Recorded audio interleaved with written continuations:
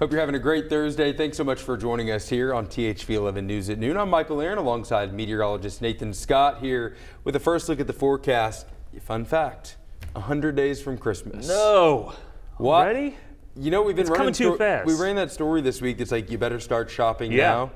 But the weather, it feels like we're still 100 days away from Christmas. Hobby Lobby, you go there's You're all right. the Christmas stuff out already.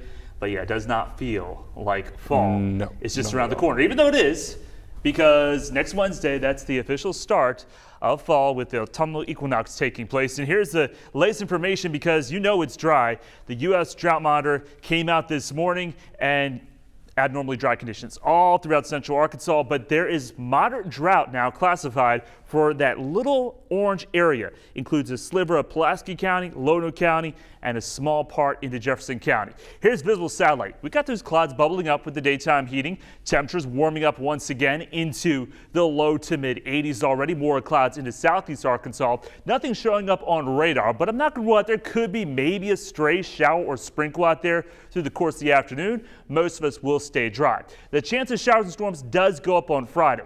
Today, though, primarily dry, highs topping out near 90 with that mixture of sun and clouds. I'll have more on that potential of rain Friday and what you can expect for the weekend coming up.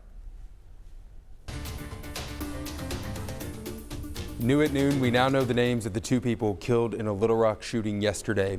Those victims are 8-year-old Jamichael Petty and 32-year-old Shantaris Salter.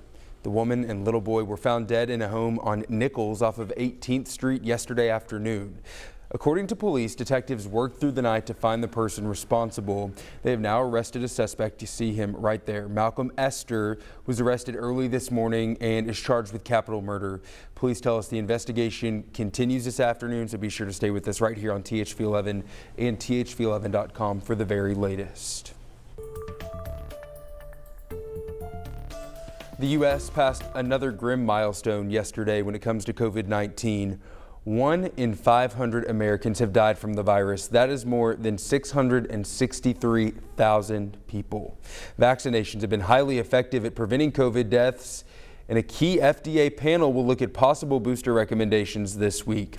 The agency released new documents from Pfizer claiming that protection from its vaccine loses some effectiveness after 6 months, but improves to 95% after a third dose. Meanwhile, hospitals in hard-hit parts of the country are overwhelmed with COVID patients. And as Manuel Bajorquez reports, the unvaccinated don't just affect themselves. I didn't expect my son to be in the hospital for 5 days. That's Florida teacher Nathaniel Osborne. This July, he rushed his 12-year-old son Seth to the emergency room with a case of appendicitis. For more than 6 hours, they waited with no beds available. Seth's appendix ruptured. For hours, you watched him just writhe in pain. Right. What did the doctors say? Did you ask them, could this have been prevented? Could we have gotten him here sooner, or what's going on? Did they say anything? My wife was taken from the emergency room waiting room back into the observation rooms there, and she asked one of the nurses, what's going on? Why did we have to wait so long? And the nurse rolled her eyes and said something to the effect of, well, what do you think? We're slammed with COVID.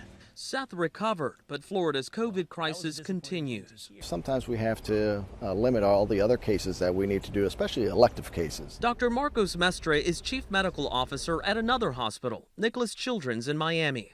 They haven't turned away patients yet, but he is concerned about the coming months. For things like influenza, RSV, all respiratory viruses tend to peak at that time.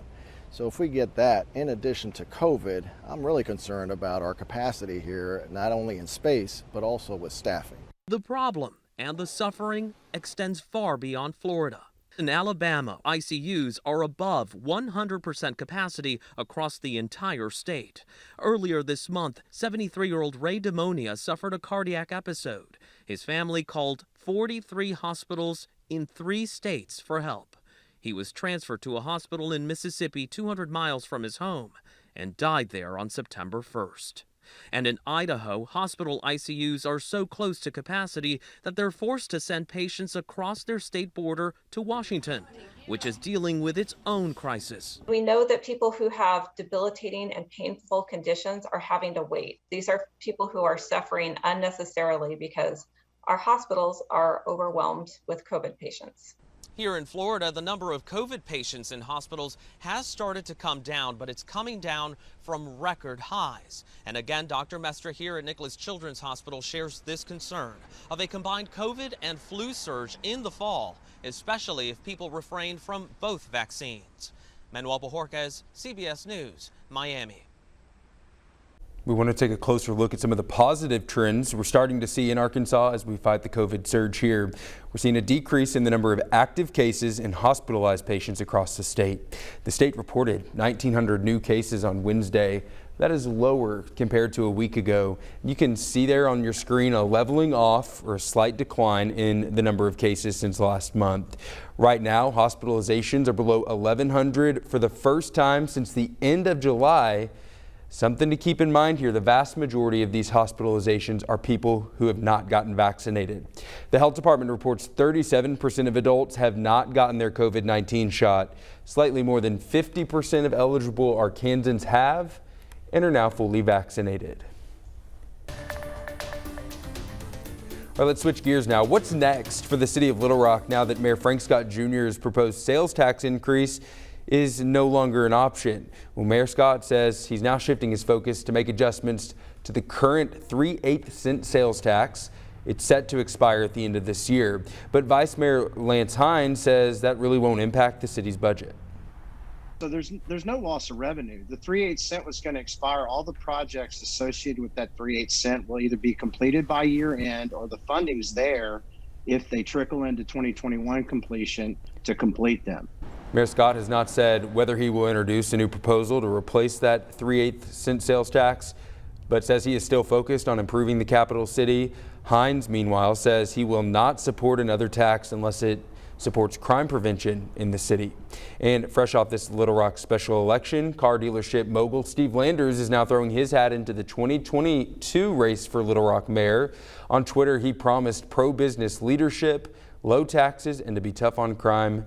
This would be his first time in elected office if he is voted in there. Earlier this week, we told you about Kroger's plan to raise prices. That's not the only grocery store considering price hikes, though. Amid the pandemic, food prices everywhere are on the rise. In fact, the Department of Labor reported an 8.3% increase in wholesale level inflation from August of 2020 to last month. That's the highest number since they began measuring that scale back in 2010. And there are two big things responsible for the jump.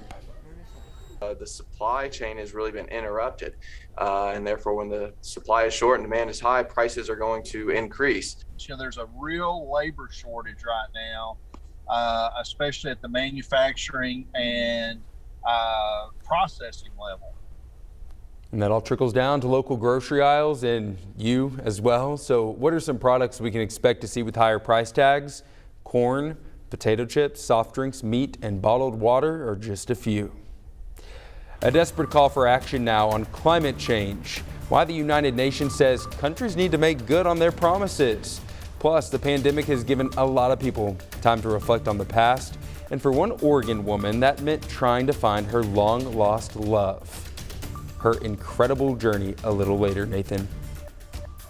Dash RView 11 showing the clouds bubbling up with the daytime heating. We're primarily dry on our Thursday. Tomorrow, though, there will be the chance of scattered showers and storms. I'll have the reasons behind that coming up next.